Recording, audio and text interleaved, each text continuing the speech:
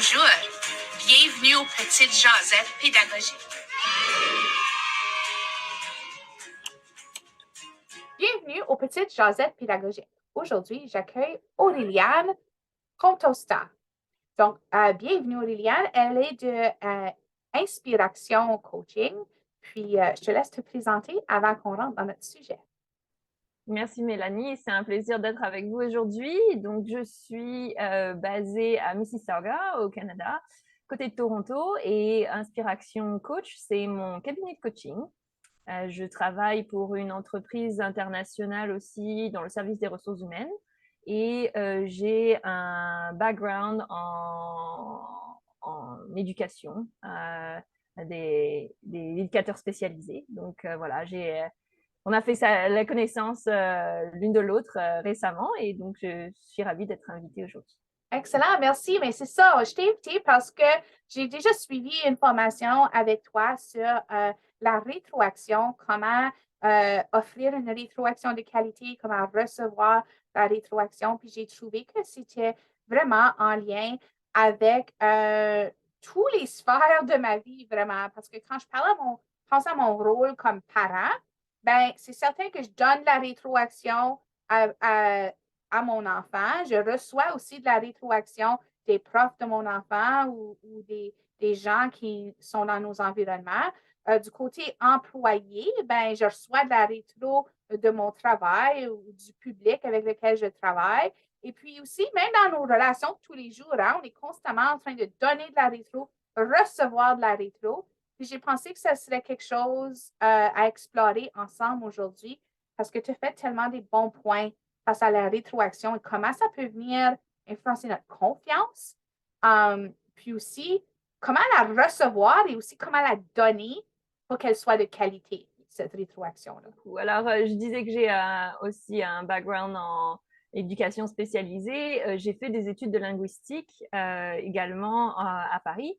Et donc, pour moi, la rétroaction, tout de suite, quand il faut définir un terme, je regarde à la langue, au langage. Et donc, la rétroaction, le mot rétroaction, on peut le découper en deux parties. Il y a rétro et il y a action. Donc, rétro, c'est cette idée de retour d'information. Il y a un petit cercle là, comme ça, on tourne.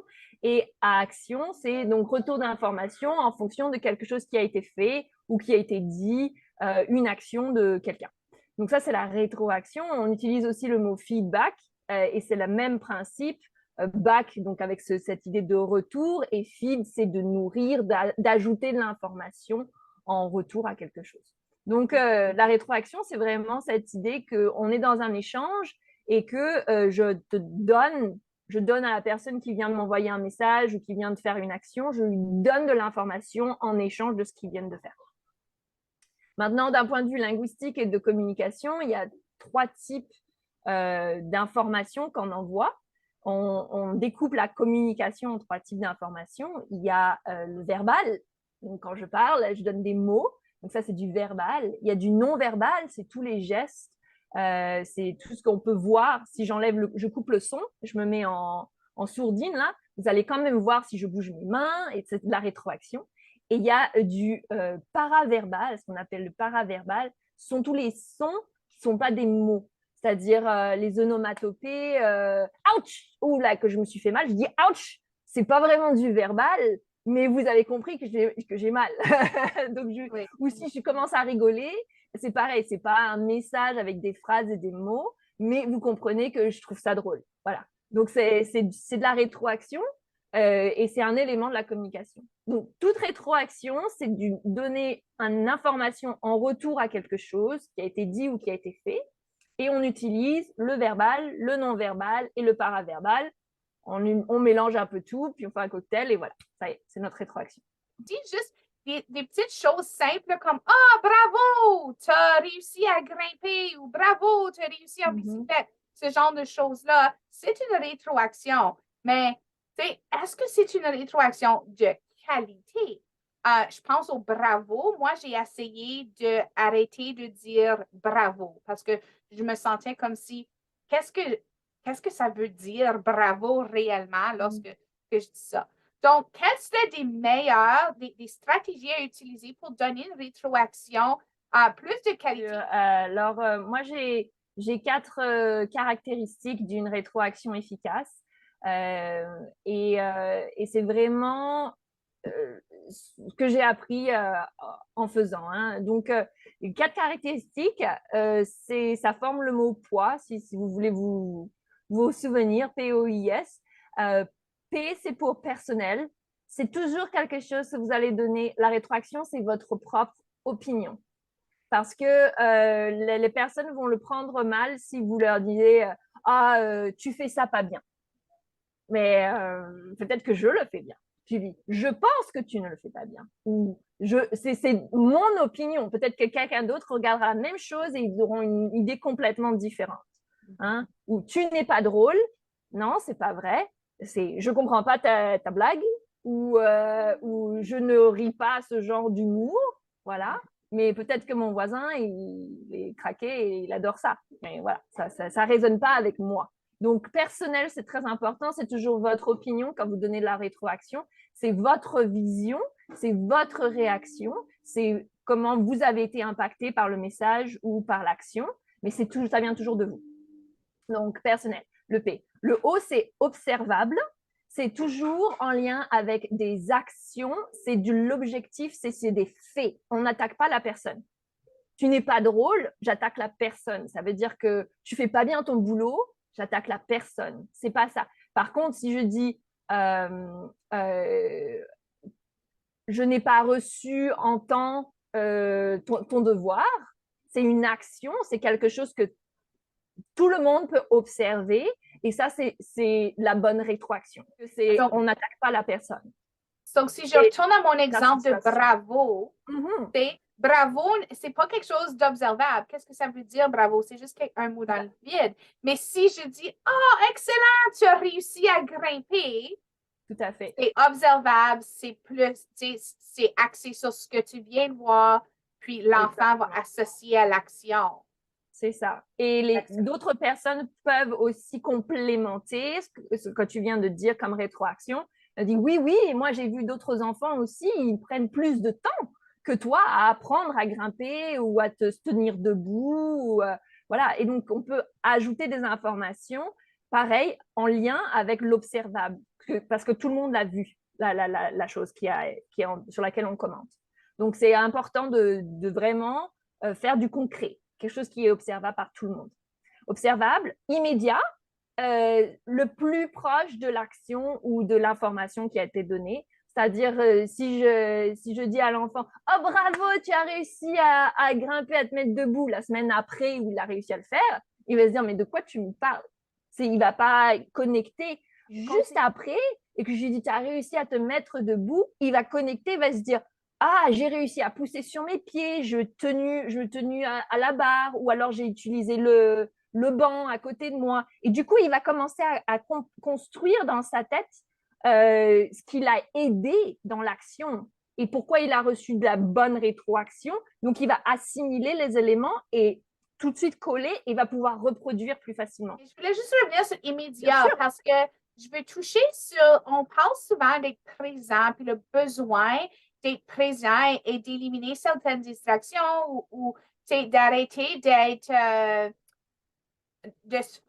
guidé par l'horloge. Des fois, on est pris sur la routine, qu'est-ce qui doit être fait, etc.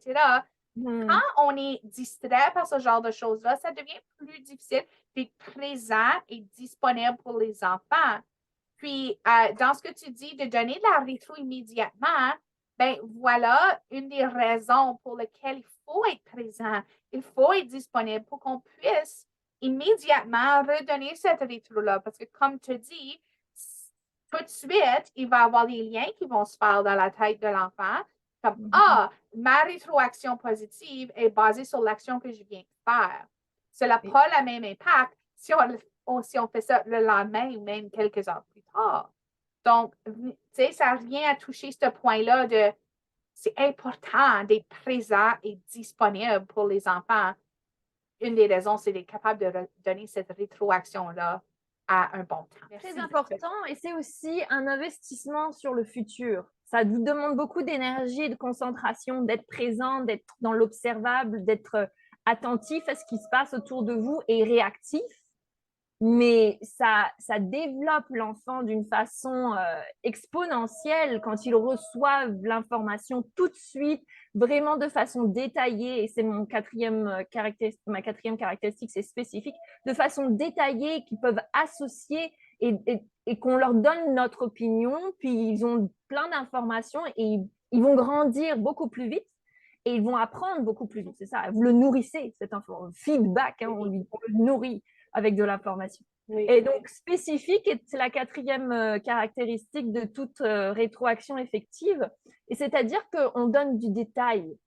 Quand on dit bravo, bravo, c'est un peu, je ne sais pas, bravo pourquoi, comment, c'est quoi la situation. Il faut expliquer, il faut rajouter un peu. Et bon, on peut rajouter beaucoup, mais en tout cas, il faut vraiment essayer de s'attarder et de donner autant de précision que possible. J'ai une petite fille, là, elle va avoir 10 mois la semaine prochaine. Et à chaque fois qu'elle a réussi à mettre le couvercle sur une des bouteilles là, en plastique, alors à chaque fois, c'est la fête. C'est « Oh, bravo, tu as réussi à vraiment encastrer le couvercle sur la bouteille. Super, bien joué. C'est exactement le mouvement qu'il faut que tu fasses, la bonne pression. Et puis, j'ai vu que tu as hésité, c'était un peu difficile, mais tu as continué, tu as persévéré et tu as enfin réussi à mettre le couvercle sur la bouteille. » Ça, c'est de la rétroaction. Ça y est, elle a compris. Alors oui, effectivement, elle va… Et maintenant, à chaque fois qu'elle prend le couvercle, elle regarde parce qu'elle attend. Elle veut de la rétroaction positive. Oui. Elle attend, elle veut essayer encore et encore et encore. Et maintenant, elle le fait presque à tous les coups. Elle n'hésite presque plus. Voilà, parce le plus elle répète, elle voit l'enthousiasme, elle voit les « Oh mais bravo !» je tape des mains, donc c'est du non-verbal, voilà. Puis je suis heureux, j'ai un sourire, voilà, je lui fais des bisous. Et du coup, elle a de la rétroaction positive et elle associe l'activité aussi avec un moment de plaisir. Donc, elle continue, elle essaye, elle persévère jusqu'à ce qu'elle y arrive et qu'elle mette ce bouchon sur la bouteille. Regarde, tu es en train de parler de la rétroaction qu'on reçoit d'un jeune âge. Puis, ça ne diminue pas là, avec l'âge. Le plus vieux qu'on devient, le plus de rétroaction qu'on va recevoir, puis dans différents contextes. Ça fait qu'il ne faut jamais oublier non plus notre rôle qu'on a comme adulte référent dans la vie des enfants. Comment est-ce que nous, on reçoit de la rétroaction? Donc, tu avais parlé, lorsque j'ai pris la formation avec toi, du biais de négativité. Puis que le biais de négativité pouvait soit encourager la personne à effectuer du changement ou à s'améliorer. Et que de l'autre bord, ben, ça peut aussi décourager. Donc, peux-tu nous parler un peu de ce biais de négativité-là, puis comment naviguer et trouver un équilibre entre le positif et le négatif d'une rétroaction? Tout à fait, tout à fait. Je voulais juste rajouter que la rétroaction, c'est très puissant, c'est vraiment très puissant quand c'est fait de façon intentionnelle. Et comme tu l'as dit, Mélanie, ça sert à encourager votre interlocuteur. Et encourager de deux façons. Encourager à faire des changements sur ce qui ne fonctionne pas. Donc, on met en évidence, on donne des points, on guide, on pointe du doigt ce qu'il voudrait peut-être améliorer ou changer, corriger. Et puis, la deuxième façon, c'est aussi encourager en fonction de pointer du doigt et mettre en évidence ce qui est bien fait. Donc, il y a deux éléments. On peut mettre en évidence ce qui n'est pas bien fait et ce qui est bien fait. Il y a les deux. Et le biais de négativité, eh bien, du coup, c'est un biais qu'on a parce qu'on est humain. Voilà. Et quand on peut me dire plein de choses positives et on me dit une chose négative, eh ben, je vais oublier tout ce qui est positif que vous m'avez dit. Oui. Ou alors, je vais beaucoup me concentrer sur le négatif en me disant, il faut absolument que je travaille sur ça, il faut absolument que je corrige ça, il faut absolument que je sois meilleure à ça. Et je vais oublier ou je vais accorder moins d'importance à tous les éléments positifs que vous avez soulignés de mon comportement, de mon attitude, de ma façon de parler, d'interagir et tout ça. Et ça, c'est juste parce qu'on est humain. Hein, et c'est tout le monde, c'est les enfants jusqu'à 77 ans, 99 ans, 100, 150 ans si on veut. Donc, c'est tout le monde qui privilégie la critique, ou en tout cas, c'est ce sur quoi on va se concentrer, ce sur quoi on garde ce à quoi on garde en tête, ce qu'on garde en tête, pardon. Et le positif, c'est difficile voilà, de le garder ou de le répéter. Donc, l'équilibre, il y a plusieurs théories. Il y en a beaucoup qui disent c'est soit 1 pour 3, c'est-à-dire une critique négative et 3 positives. Il y en a même qui disent c'est 1 pour 5. Donc ça vous fait réfléchir, effectivement. Et ce qui est important aussi de souligner, c'est que si vous faites que du négatif, la personne, elle est complètement démoralisée. Donc, si vous lui dites que des choses qui ne vont pas, elle va se dire « je suis la plus nulle du monde, je ne vais jamais y arriver, c'est la fin, c'est une catastrophe ».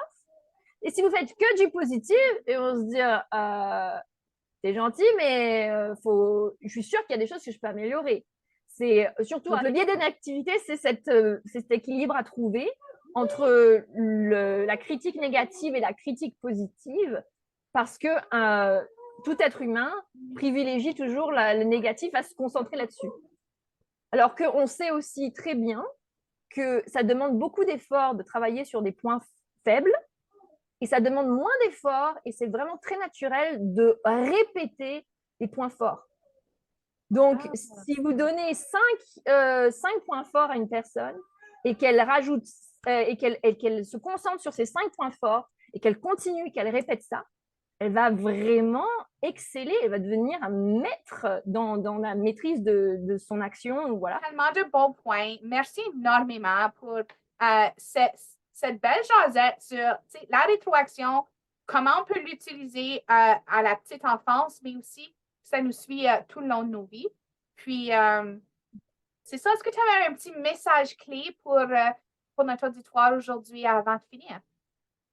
Je pense que l'essentiel, c'est vraiment de garder les 4 caractéristiques en tête, essayer. Et la rétroaction, ça fait partie de la communication en général. On donnera toujours la rétroaction du moment qu'on a de l'échange.